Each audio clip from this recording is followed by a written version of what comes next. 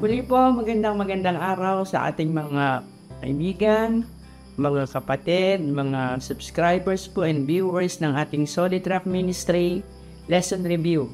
Magandang araw po at tayo po'y natutuwa, nagagalak na muli tayong magkasama-sama sa araw na ito.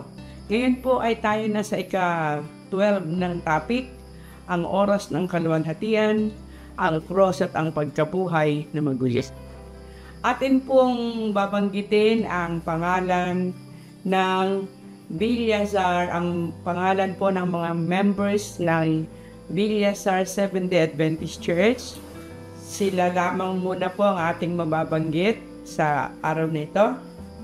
Mga taga Villasar Seventh-day Adventist Church.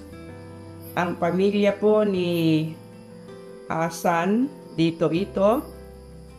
Family ni Miriam Makalalad, family ni Aldabi Andy, family ni Eli dito ito, family ni Dina dito ito, family Samson o Sanson Villardo, family ng Nicorazon dito ito, ng family ng Ocampo, Paraon family, Flores family, De Jesus family, Sarsuela family, Joel dito ito family, Jose dito ito family, Eser dito ito family.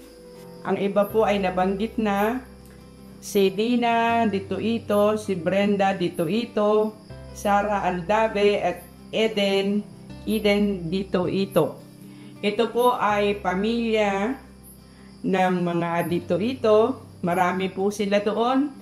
At kami po ay nagagalak na nakadaupang palad po namin kayo. Kaya kayo po ay aming binabati.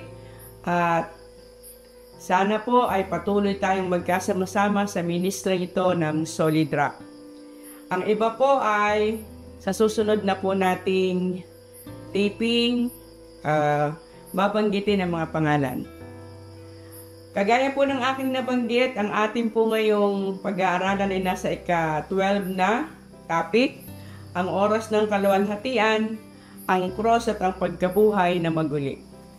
Tayo po muna ay humingi ng patnubay ng ating Panginoon, Ama po makapangyarihan sa lahat sa araw pong ito o sa sandaling ito. Kami po ay muling lumalapit sa inyo. Humingi po ng kapatawaran sa aming mga nagawang pagkakamali, kasalanan, at patuloy po kaming humihingi din ng inyong patnubay. Nawa po kami inyong gabayan habang kami po ay nag-aaral ng leksyong ito para sa linggong ito. Patuloy pong buksan ang isipan namin at ang isipan din po at mga pangunawa ng mga sumusubaybay sa programang ito. Tulungan din po si Pastor Levi Perdon sa pag-discuss niya ng lesson. Kayo po ang patuloy naming makasama. Ito po ang dalangin namin sa pangalan po ng aming Panginoong Jesus. Amen. Ang ating pong talatang sa uluhin ngayon ay atin pong makikita sa John 18:37. Sinabi nga sa kanya ni Pilato, "Ikaw nga bagay hari?" Sumagot si Jesus, "Ikaw ay nagsasabing ako'y hari. Ako'y pinanganak dahil dito ako'y naparito sa sanglibutan upang bigyang patotoo ang katotohanan, ang bawat isang ayon sa katotohanan ay nakikinig ng aking tinig." Ang pagkapako at pagkabuhay na maguli ni Kristo ang pinakasukudulan ng tala ni Juan. Ang mga manunulat ng Ebanghelyo ay nagkakaiba-iba ng detalye sa kwento ng kamatayan ni Kristo, subalit nagkakaisa sa punto ng katotohanan. Si Mateo ay diniin na upang matupad ang mga kasulatan. Si Marcos ay halos ganun din ang pinakabuod. Si Lucas naman ay binigyan din na ang kamatayan ni Kristo ay kailangan para sa kagalingan at kaligtasan. Kay Juan naman, ipinakita na ang krus ay siyang nagluklok kay Kristo sa kaluwalhatian. Tila man din kabaligtaran sapagkat ang kamatayan sa krus ay siyang nakakahiyang parusa na ay ginagawad ng Roma. Subalit ito ay naging kabaligtaran. sapagkat ang cross ay siyang patunay sa tunay na karakter ng Diyos. Kabaliktaran ng sinasabi ni Satanas, ang cross nagsasabi mahal na mahal tayo ng Diyos at ang Diyos ay Diyos ng katarungan at kaligtasan. Narito po ang mga katanungan na atin po ngayong pag-uusapan. Number 1, anong napakahalagang bagay ang pinag-usapan ni Pilato at ni Kristo? Number 2, ano ang dahilan ni Pilato na sinuutan ng kulay ube si Kristo at pinutungan ng tinik? Number 3, ano ang kahalagahan ng mga sinasabi ni Kristo naganap-nap? Number 4, bakit mahalaga kay Juan ang panyong natitiklop na nakabukod? Ano ang napakahalagang katotohanan ng inihayag ni Kristo kay Maria Magdalena? At balikan po natin ang question number 1, anong napakahalagang bagay ang pinag-usapan o pinag-uusapan ni Pilato at ni Kristo? Okay po, tayo po ay magpapatuloy po sa pag-aaral at tayo po ngayon ay nasa ika-12 topic na po ng ating leksyon. Ibig sabihin, nalalapit na o panahon na upang alalahanin natin ang kaarawan ng ating Panginoon. Hindi sapagkat tayo naniniwala na siya ipinanganak ng Disyembre 25, subalit tayo naniniwala na ang ating Panginoon ay ipinanganak nga. Ano po? At ito ang buwan na kung saan inaalala ng buong sanglibutan ang pagkapanganak ng ating Panginoon. At purihin natin ang Diyos sapagkat ipinahayag sa atin ang kanyang bugtong na anak upang kung siya ay ating makilala at manampalataya tayo sa kanya, tayo ay magkakaroon ng buhay na walang hanggan. So, tayo po ay magpapatuloy sa ating pag-aaral. Titingnan po natin sa Juan 18:33 hanggang 38. Ano nga po ba ang pinag-uusapan ni Pilato at ng ating Panginoon at ano ang napakahalagang aral na marapat nating matutunan mula rito? Juan 18:33 hanggang 38. Si Pilato ngay muling pumasok sa pretorio at tinawag si Jesus. At sa kanya sinabi, ikaw baga ang hari ng mga Hudyo? Sumagot si Jesus, sinasabi mo baga ito sa iyong sarili? O sinabi sa iyo ng mga iba tungkol sa akin? Si Pilato ay sumagot, ako bagay Hudyo? Ang iyong sariling bansa at ang mga pangulong saserdote ang sa iyo nagdala sa akin. Anong ginawa mo? Sumagot si Jesus, ang kaharian ko'y hindi sanlibutan ito, kung ang kaharian ko'y sanlibutan ito, ang aking maalipin nga ay makikipagbaka upang ako'y huwag maibigay sa mga Hudyo. Ngunit ngayon ang aking kaharian ay hindi rito. Sinabi nga sa kanya ni Pilato, ikaw nga bagay hari? Sumagot si Jesus, ikaw ang nagsabing ako'y hari. Ako'y ipinanganak dahil dito ako naparito sa sanlibutan upang bigyang patutuo ang katotohanan. Ang bawat isang ayon sa katotohanan ay nakikinig ng aking tinig. Sinabi sa kanya ni Pilato, ano ang katotohanan? At nang masabi niya ito'y lumabas siyang muli sa mga Hudyo at sa kanila sinabi, wala akong masumpungang anumang kasalanan sa kanya. So dito po, itinatanong ni Pilato kung sino nga po baga talaga si Kristo. At sinasabi ng ating Panginoon na siya'y naparito upang ipahayag ang katotohanan. So ang pinag-usapan po nila rito ay katotohanan. Katotohanan patungkol sa ating Panginoon, katotohanan patungkol sa ating Amang nasa langit. Ano po ba ang talagang katotohanan? Dahil takwat ang malungkot, ito si Pilato sa halip na makinig ay umalis sapagkat ayaw niya na makita talaga yung katotohanan sapagkat siya ay natatakot na mabaliwala yung kanyang pananampalataya. So yung kanyang prejudice, ayaw niyang iwanan, ayaw niyang bitawan sapagkat ang mga Hudyo ay bihag o alipin ng mga Romano at siya ay isang gobernador na Romano. So, hindi siya gaanong interesado sa katotohanan. Subalit, maliwanag, wala siyang makitang anumang kamalian sa ating Panginoon. Wala siyang makitang kasalanan.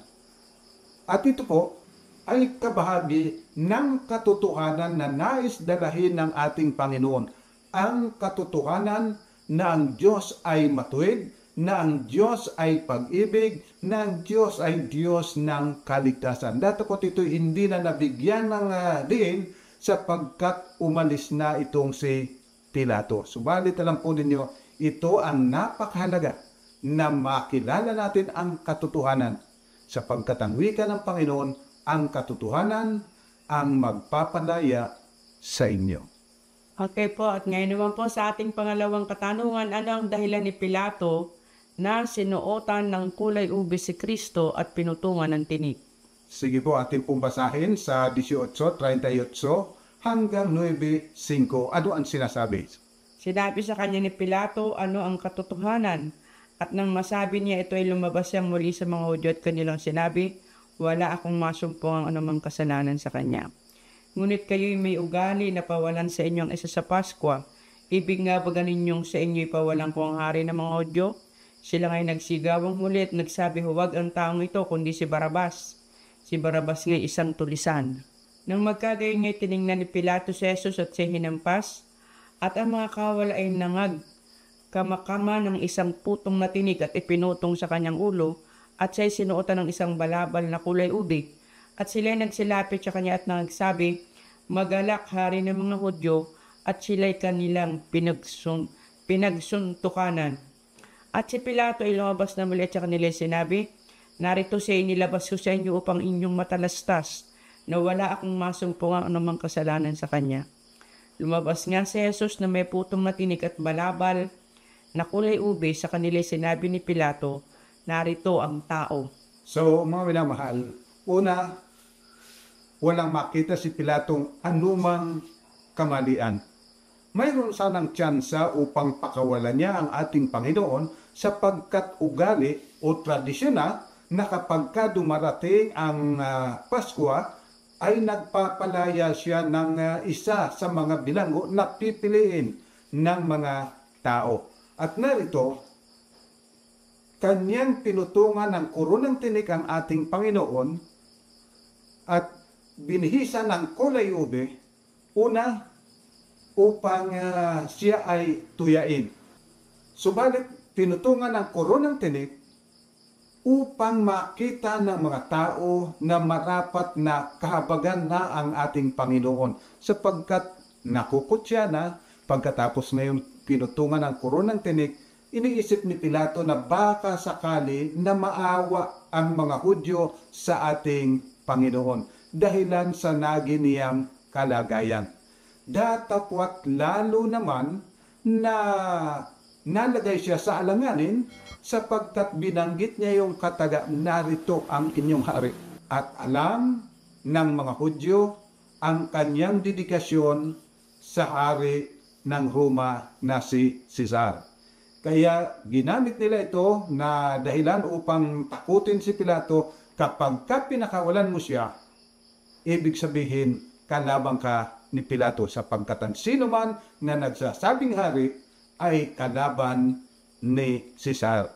At sinabi nila, wala kaming ibang kinikilala hari kundi si Cesar. So, dahilan sa kanilang pagnanais na mamatay si Kristo, maalis siya, kinalimutan nila yung kanilang matagal ng pangarap na sila'y makawala sa kapangyarihan ng Roma. Tinanggap na nila na sila'y maging patuloy na alipin ng Roma, mawala lang ang ating Panginoon. At alam po ninyo, napakapanganib nito sa atin na kung tatanggihan natin ang Panginoon dahilan sa ating mga tradisyon, sa ating mga prejudices na nasa ating buhay. Kaya kinakailangan na magi tayong maingat na maingat sapagkat ang ating Panginoon ay nagmamahal sa atin, wala siyang ibang ninanais kung hindi ang ating kaligtasan. Datapwat kung hindi tayo mananampalataya sa Kanya, walang ibang kaparusahan kundi ang kamatayan. Okay po, at ngayon po sa ating pangtatlong katanungan, ano ang kahalagahan ng mga sinabi ni Kristong naganap na? Alam po ninyo, ito ay napakahalagang kataga na marahil ay hindi natin nabibigyan ng gaanong pansin. Tatandaan po, si Kristo naparito upang patutuhanan ang katotohanan. At walang ibang katotohanan kundi ang Diyos. Katotohanan tungkol sa Diyos, siya rin ang katotohanan. Ang banal na kasulatan ay sinabi rin niyang katotohanan. At alam po ninyo, magmula sa pasimula, sinabi na ng Diyos na ako ay Panginoon ninyong Diyos. Yan ang katotohanan. So titingnan po natin ngayon, ano ba yung sinasabi sa Kapitulo 9, talatang 28 hanggang 30. Pagkatapos nito, pagkaalam ni Jesus na ang lahat ng mga bagay ay naganap na nga, upang matupad ang kasulatan ay sinabi na uuhaw ako. Meron dong isang sisidlang puno ng suka, kaya't naglagay sila ng isang esponghang basa ng suka sa isang tukod na isopo at kanilang nilagay sa kanyang bibig. Nang matanggap nga ni Jesus ang suka, ay sinabi niya naganap na, at iniyukayok ang kanyang ulo at nalagot ang kanyang hininga. So mga minamahal, tatanda po natin na ang ating Panginoon na parito upang patutuhanan ang katotohanan patungkol sa Diyos. Sinabi niya nung una pa, ako ang Panginoon ninyong Diyos. Ibig sabihin, ako ang Diyos na nagmamahal sa inyo, ako ang Diyos na nagmamalasakit sa inyo, ako ang Diyos na gumagawa alang-alang sa inyo. Mahal na mahal ko kayo. Datapwat si Satanas ay mayroong akusasyon na ang Diyos ay makasarili, na ang Diyos ay pumipigil sa ating ikapagtatagumpay. Datapwat nais patunayan ng Panginoon na tayo ay mahal na mahal niya. Wala po siyang kasalanan, pinatunayan niya ni Pilato. Walang anumang kamalian sa kanya. Datapwat siya ay ipinako sa krus. Doon ay natupad ang pangako ng Diyos na gagawin niya na ibalik muli sa kanyang kaharian ng tao na kanyang wawasakin ang ulo ni Satanas. Ibig sabihin, yung karunungan ni Satanas, yung kanyang turo ay kanyang wawasakin, kanyang sisirain upang tayo ay maibalik sa Diyos. So, dulang ibinigay ng ating Panginoon ang kanyang buhay upang patunayan ang katotohanan na ang Diyos ay pag-ibig, na ang Diyos ay matuwid, na ang Diyos ay makatarungan. Ano po? So, dito, pinatunayan ang lahat. Kaya yung pong kataga na naganap na, ay hindi lang basta natapos na yung gawain, kundi sinasabing naggawa niya, na ipakipaglaban niya ang kanyang pag-ibig para sa inyo, para sa akin. Mas minabuti ng Panginoon na siya'y mamatay, maligtas lamang tayo. Giyon po ang katotohanan. Mahal na mahal na mahal tayo ng Diyos. Kaya nung sabihin niyang naganap na, ibig sabihin, He has shown us, ipinakita niya, nagtagumpay siyang maipakita kung hanggang saan ang pag-ibig ng Diyos. Gaano kalalim, gaano kaluwang, gaano kataas ang pag-ibig ng Diyos para sa inyo at para sa akin. Para sa atin pong lahat. Sa atin pong pang-apat na katanungan, bakit mahalaga kay Juan ang panyong natitiklop na nakabukod? Okay, titingnan po natin dyan sa Kapitulo 20, talatang 6 hanggang 10 ng Juan. Ano ang sinasabi? Dumating naman niya si Simon Pedro na sumusunod sa kanya at pumasok sa libingan at nakita niyang nakalatag ang mga kayang lino at ang panyo na nasa kanyang ulo ay hindi kasamang nakalatag ng mga kayang lino kundi bukod na natitiklop sa isang tabi. Nung magkagayoy, pumasok din naman nga ang isang alagad na unang dumating sa libingan at siya'y nakakita at sumampalataya, sapagkat hindi pa nila napag-uunawa ang kasulatan na kinakailangan siya'y muling magbangon sa mga patay, kaya't ang mga alagad ay muling nagsitungo sa kanilang sariling tanganan. So, maliwanag po, sapagkat bago sila pumunta sa libingan, sinabi na ng mga bantay na ninakaw ang Panginoon nung gabing sila'y natutulog. Subalit yung mga babae nagsabi na si Kristo ay nabuhay maguli sapagkat sila'y may nakausap na ang wika ay isang anghel na nagsabing wala siya rito. Kaya sila ay umalis at ibinalita sa mga alagad na ang Panginoon ay nabuhay na maguli. Subalit hindi pa rin sila makapaniwala. Kaya tumakbo si Juan at si Pedro, at sapagkat mabilis si Juan tumakbo kaysa kay Pedro, siya ay nauna. Datapwat hanggang doon lang siya sa bunganga ng libingan. Datapwat si Pedro ay pumasok tuloy-tuloy hanggang sa loob at nakita niya na yung nakabalot sa ulo ng Panginoon ay nakatiklop ng maayos at nakabukod doon sa nakabalot sa kanyang katawan. Ito po ay isang patunay na hindi ninakaw ang ating Panginoon. Kung hindi, nabuhay talagang mag-uli. Kaya nabanggit ni Juan ang mga katotohanan ito sapagkat ito ang nagpapatibay sa patutuo ng mga babae na si Kristo ay nabuhay na mag-uli sapagkat itiniklop yung panyong nakabalot sa kanyang mukha. Kung siya ay ninakaw, sino pa magtitiklop? Siyempre, wala na. Datapot dito nakatiklop, maliwanag, nagpapatunay na si Kristo nga ay nabuhay na mag-uli. At ito ang naging kagalakan sa puso ni Juan na natitiyak niya na ang Panginoon nabuhay na mag-uli. Taliwas sa balita ng mga gwardya at ayon sa ibinalita ng mga babae sa patutuo ng isang angkel. Okay po, at ngayon po sa ating last question, huling katanungan, number 5, ano ang napakahalagang katotohanan na inihayag ni Kristo kay Maria Magdalena? Alright, tingnan na po natin diyan sa talatang 16 at 17. Sinabi nga sa kanya ni Jesus, Maria, lumingon siya at nagsabi sa kanya sa wikang Hebreo, Rabboni, nang ibig sabihin ay guro. Sinabi sa kanya ni Jesus, huwag mo akong hipuin sapagkat hindi pa ako nakakakyat sa Ama.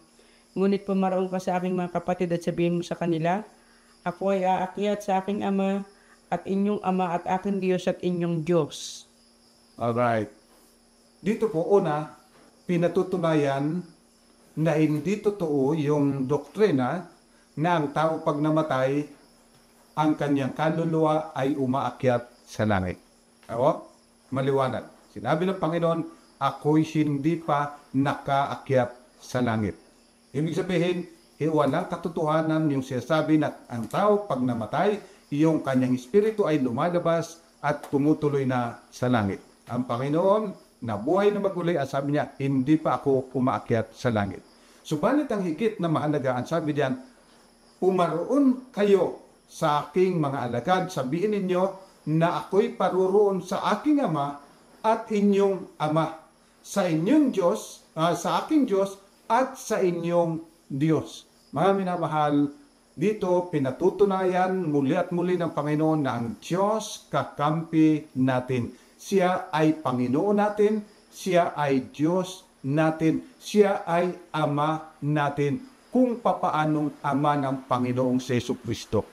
So, kung si Kristo ay minamahal ng Ama, ay gayon din tayo'y minamahal niya ng gayon na lamang. Ito ay napakahalagang katotohanan na nais maging maliwanag ng Panginoon sa bawat isa na tayo, ang ating Diyos ay Diyos na nagmamahal sa atin.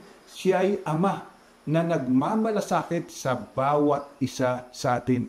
Ama na walang ibang iniisip kung hindi ang ating kabutihan, ang ating kagalingan. Kaya wala tayong dapat na ikatakot sapagkat ang Diyos ay ating Diyos at higit sa Diyos, siya ay ating Ama na mapagkakatiwala. Okay po, at yan po natatapos ang ating talakayan ngayon. Iiwan po namin sa inyong summary ito upang mas lalo pong maging maliwanag ang ating pinag-usapan sa araw na ito. Number 1, si Kristo na parito upang patutuhanan na ang Diyos ay Panginoon natin, di tulad ng sinabi ni Satanas.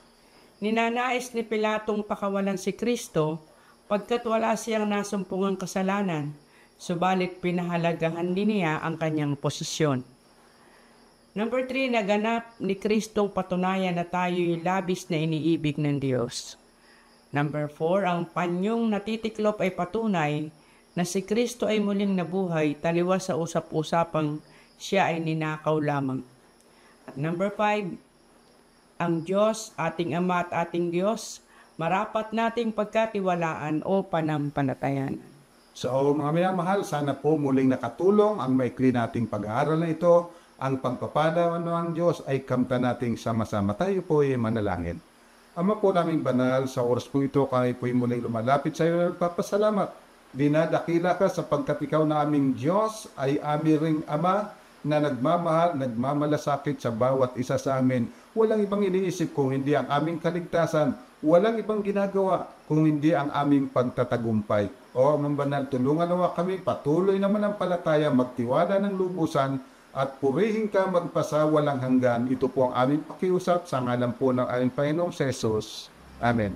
So mga minamahal, muli po, sa buwan na ito ay ating pasalamatan ng Diyos na tayo'y inibig niya ng gayon na lamang na ibinigay niya ang kanyang bugtong na anak, kaya tayo'y mayroong tinatawag na Pasko. God bless po. Tayo'y muling magsama-sama hanggang sa huling quarter ng taong ito. Pagpalay po tayo ng Panginoon.